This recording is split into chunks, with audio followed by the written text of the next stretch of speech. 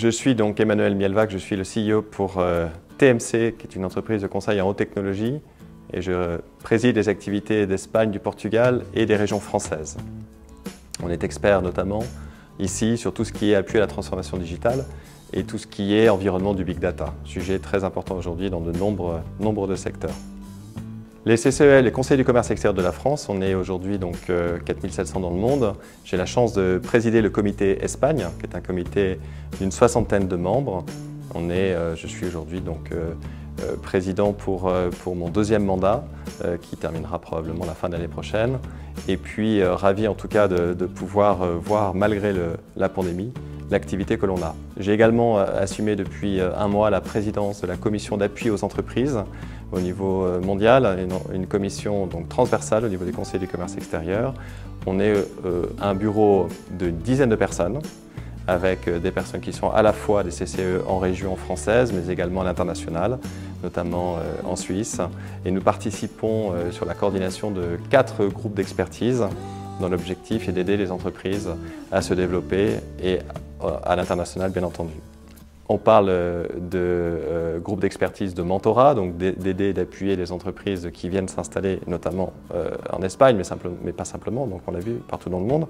On aide également les VIE, les volontaires internationaux en entreprise, à venir, bien entendu, encore plus aider les entreprises à l'export.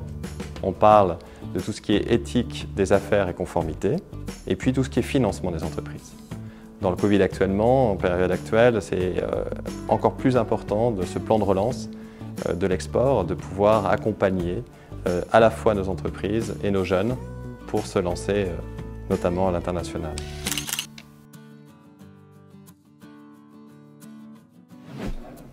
Dans ce contexte de relance, on a effectivement, grâce à Alain Taïeb et Alain Bentéjac, le président du comité national, on a eu l'option de créer cette entreprise qui s'appelle EFE International, qui sont les entreprises des Français de l'étranger à l'international. C'est un vieux sujet que l'on a effectivement décidé de pousser à nouveau, et on a eu, après de multiples échanges avec nos ministères, l'opportunité de créer cette entreprise qui a l'occasion qui a deux on va dire, actionnaires majoritaires qui sont à la fois le CNCCEF et les chambres de commerce françaises à l'international.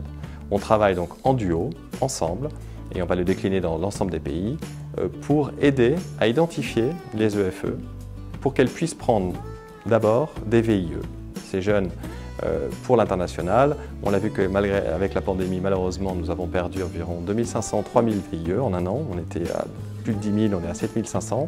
Et on va essayer de pousser pour, notamment grâce aux EFE, d'en prendre un peu plus.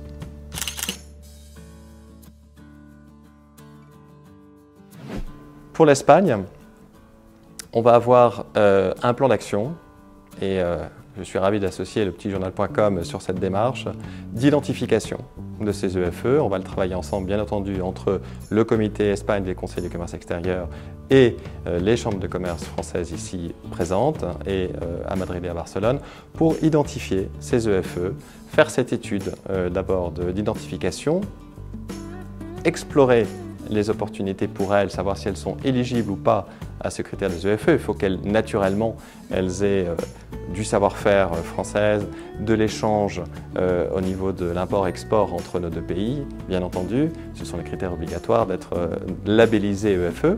Et on va les aider, les accompagner pour leur faire avoir 1, 2, 10, 15 VIE et avoir l'opportunité également d'être présente donc, sur ce sujet-là.